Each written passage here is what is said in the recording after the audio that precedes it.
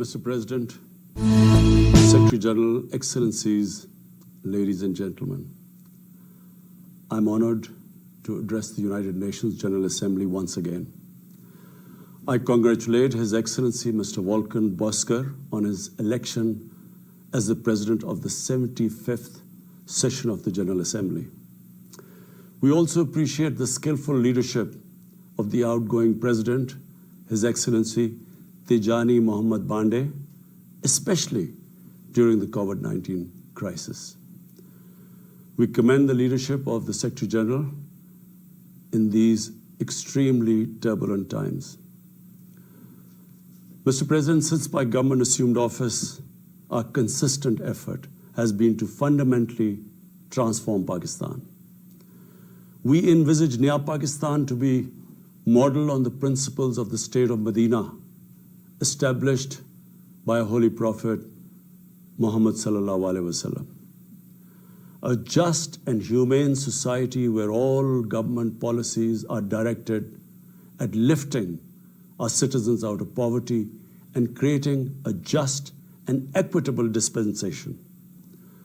To achieve this goal, we need to have peace and stability. Thus, our foreign policy aims to have peace with our neighbors and settle disputes through dialogue. Mr. President, the 75th anniversary of the United Nations is an extremely important milestone, as this is the only body in the world that can help us achieve our goals of peace and stability in our neighborhood. This is also time for us to reflect whether, as the United Nations, we have been able to realize the promise we collectively made to our peoples. Today, the foundations of the world order, non-use of or threat of unilateral force, self-determination of peoples, the sovereign equality and territorial integrity of states, non-interference in their internal affairs, international cooperation, all these ideals are being systematically eroded. International agreements are being flouted and set aside. Renewed great power rivalries are leading to a new arms race. Conflicts are proliferating and intensifying. Military occupation, illegal annexations are suppressing the rights of human beings to self-determination. According to the respected professor Noam Chomsky, mankind is at even a greater risk than it was before the First and Second World Wars in the last century. And this is because of the threat, increased threat of nuclear war, climate change, and sadly the rise of authoritarian regimes. We must come together to prevent such a catastrophe. We believe that the driving force in international relations must be cooperation in accordance with the principles of international law and not confrontation and force. We all must emphatically reaffirm our support for multilateralism. Mr. President, the COVID-19 pandemic has illustrated the oneness of humanity. In our interconnected world, no one is safe unless everyone is safe. Locking down to control the pandemic has triggered the worst recession since the Great Recession in the last century. This has hit the poorest countries the hardest, as well as the poor in all the countries. In Pakistan, we realized very early on that if we imposed a strict lockdown, the type that several affluent countries had imposed, we would have more people dying of hunger than the virus. Therefore, we adopted a policy of smart lockdown. While concentrating on the hotspots, the virus hotspots, we opened up our agriculture sector immediately, and then followed it up by the construction sector, which employed most of the people.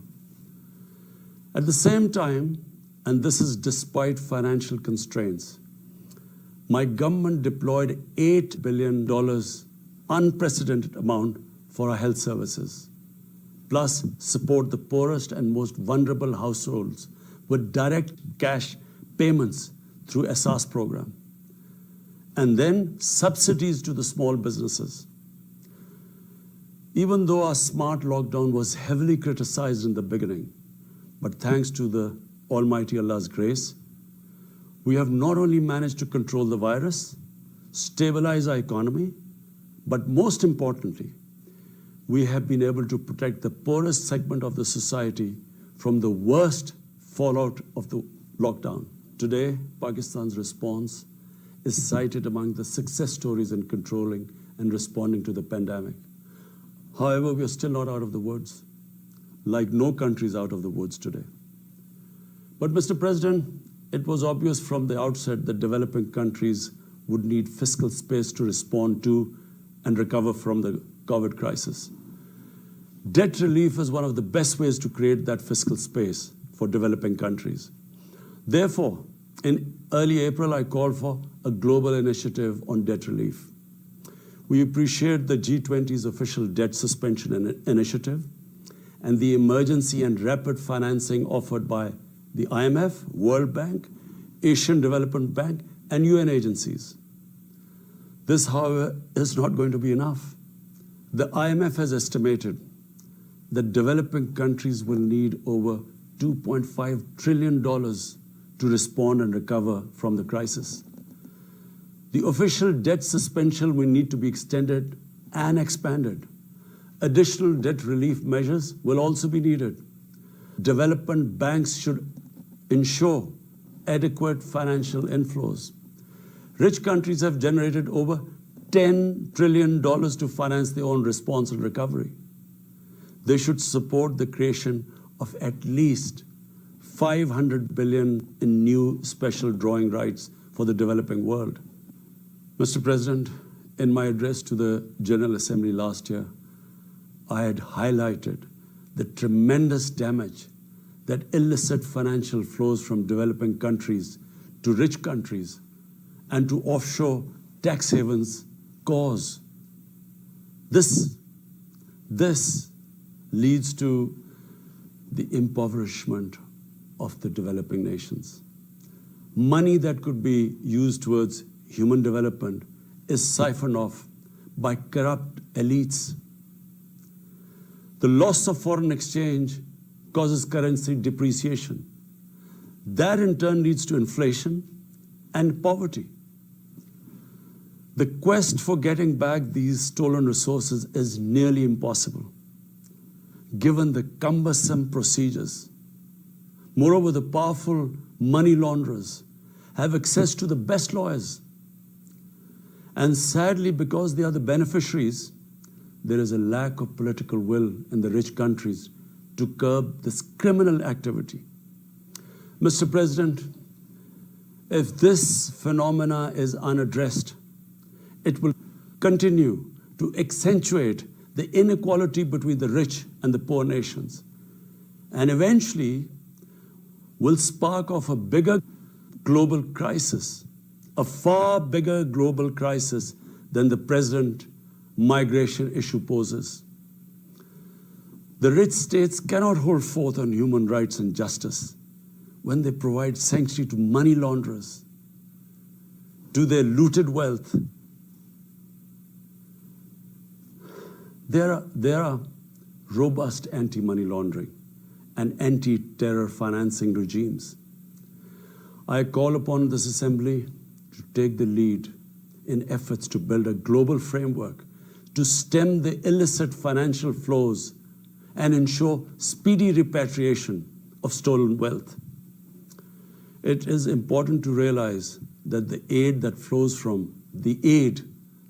from rich countries to the developing world is minuscule compared to the massive outflows by our corrupt elites. Mr. President, this year, I must again reiterate the threat posed to mankind due to climate change. Unprecedented fires in Australia, Siberia, California, Brazil. Unprecedented floodings in various parts of the world. record temperatures, even in the Arctic Circle.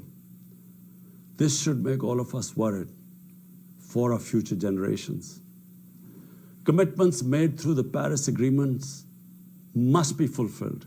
In particular, the commitment to mobilize $100 billion annually as climate finance. Pakistan's contribution to carbon emissions is minimal, but it is one of those countries most affected by climate change. Yet, we have decided to take the lead as we consider addressing climate change a universal responsibility. We have launched an extremely ambitious program to plant 10 billion trees in the next 3 years as a contribution to mitigating the effects of climate change. Mr. President, the pandemic was an opportunity to bring humanity together. Unfortunately, it has instead fanned nationalism, increased global tensions, and given rise to racial and religious hatred and violence against vulnerable minorities in several places.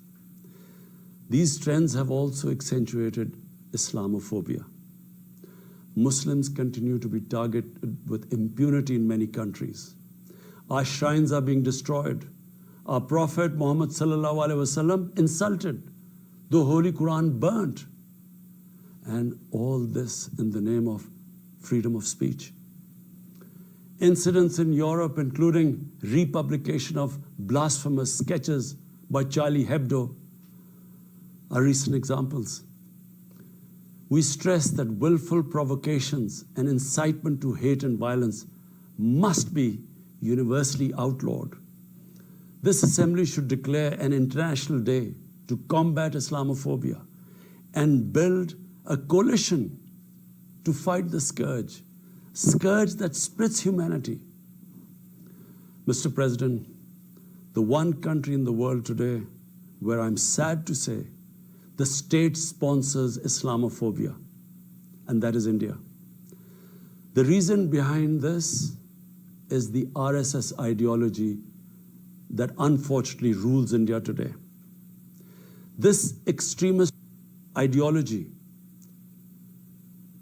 was founded in the 1920s.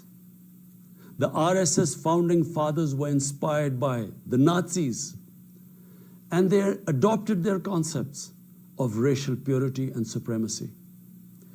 While the Nazis' hate was directed at the Jews, the RSS directs it towards the Muslims and to a lesser extent, the Christians. They believe that India is exclusively for Hindus and others are not equal citizens.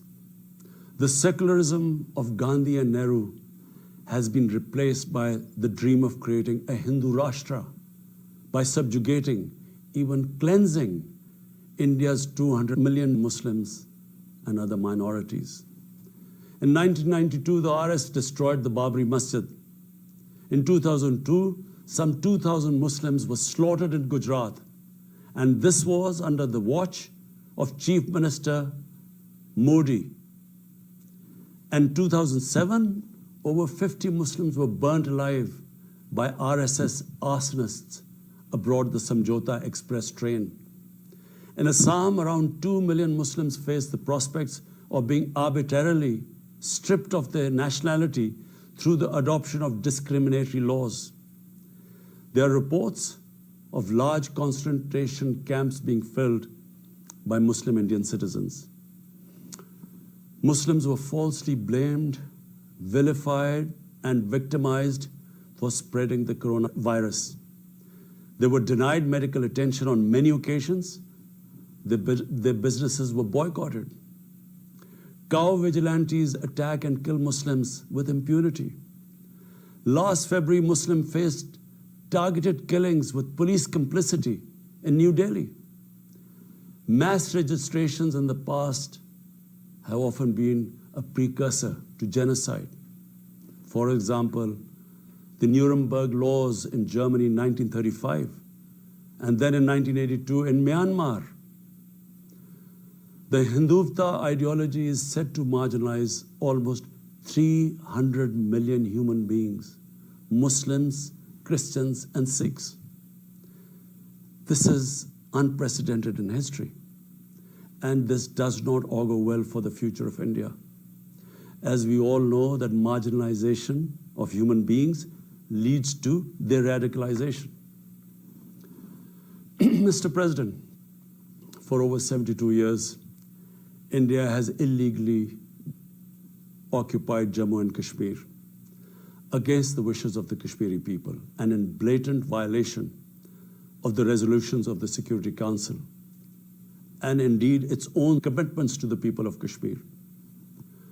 On 5th August last year, India illegally and unilaterally sought to change the status of the occupied territories and deployed additional troops, bringing the total number to 900,000, to impose a military siege on 8 million Kashmiris. All Kashmiri political leaders were incarcerated. About 13,000 Kashmiri youth were abducted and thousands tortured. A complete curfew was imposed, accompanied by a total communications blackout.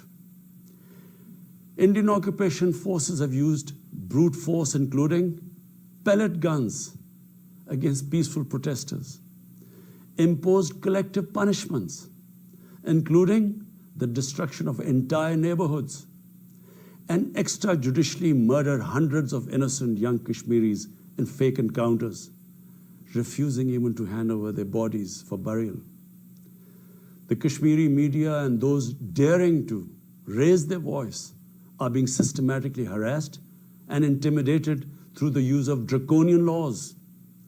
All of this is well documented in the reports of the United Nations High Commissioner for Human Rights, communications from the Special Rapporteurs of Human Rights Council, statements from human rights and civil society organizations. The international community must investigate these grave violations and prosecute the Indian civil and military personnel involved in state terrorism and serious crimes against humanity being perpetrated, I'm sad to say, with complete impunity. The objective of this brutal campaign is to impose what the RSS-BJP regime has itself called the final solution for Jammu and Kashmir. To this end, the military siege is being followed by moves to change the demographic structure of the occupied territory.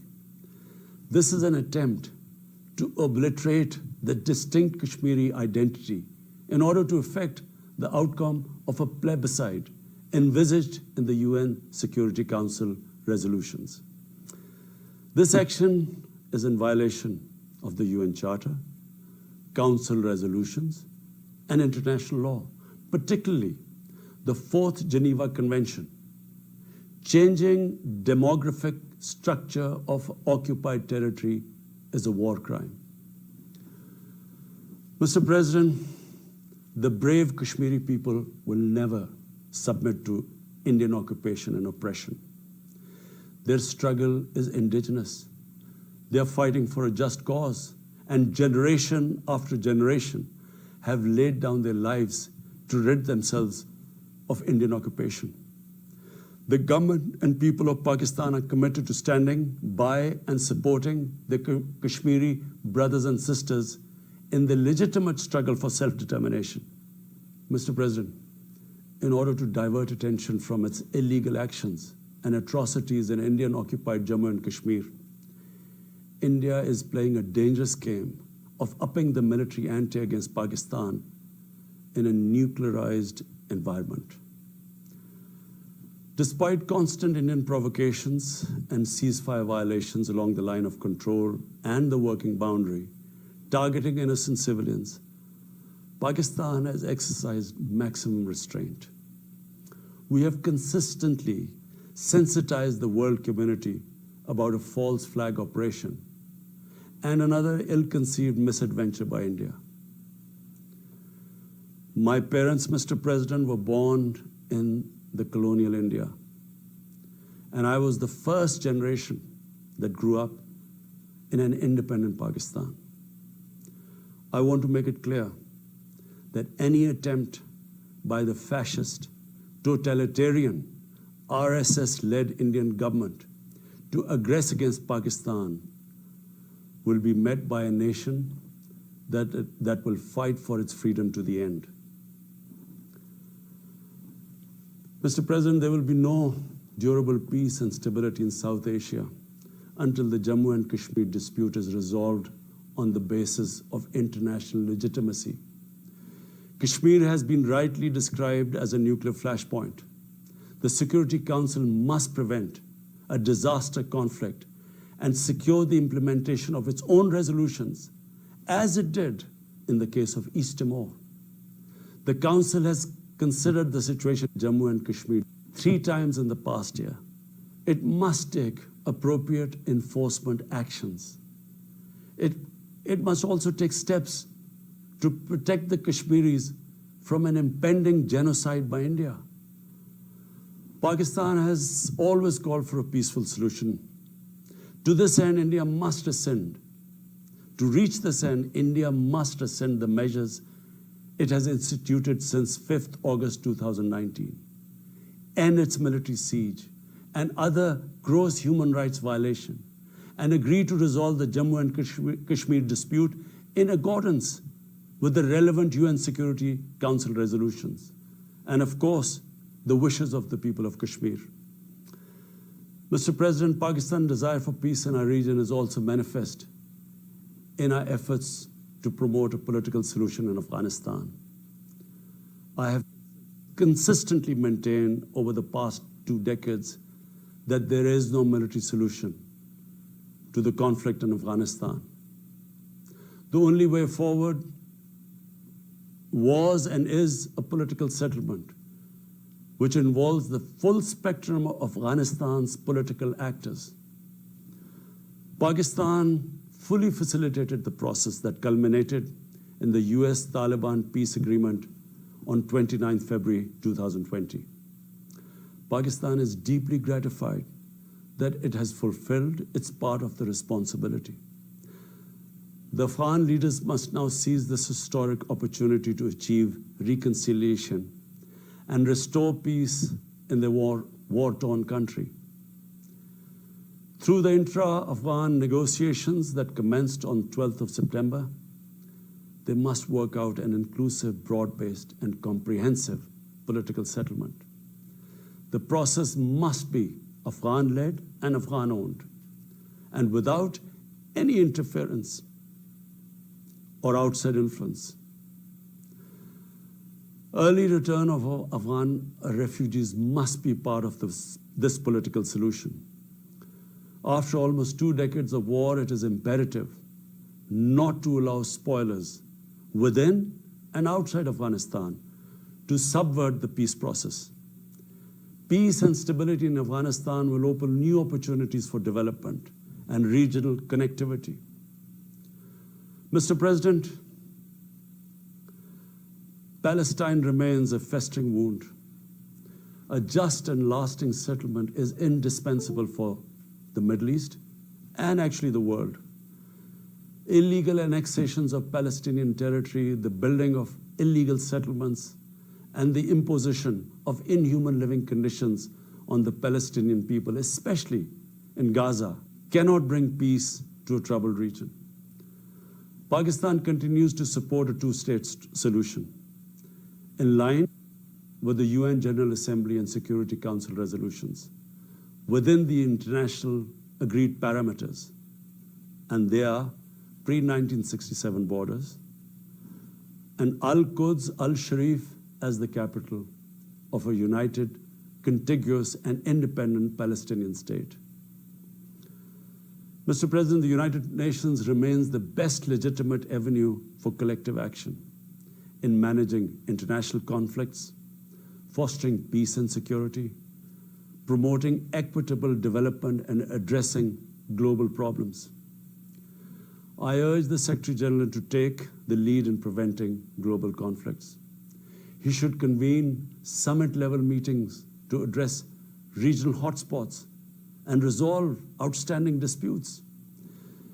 The United Nations should be made fully responsive to the challenges of our times. A comprehensive reform of the United Nations, including the Security Council, is essential to promote greater democracy, accountability, transparency, and efficiency. Pakistan will continue to participate actively in this process and endeavor with other member states to build a world where conflict is outlawed and equitable prosperity for all pursued in conditions of peace and security. I thank you.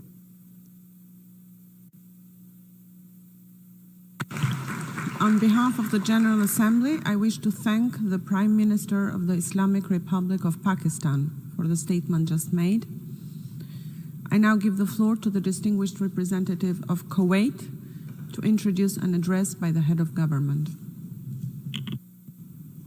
Thank you, Madam President. Madam President,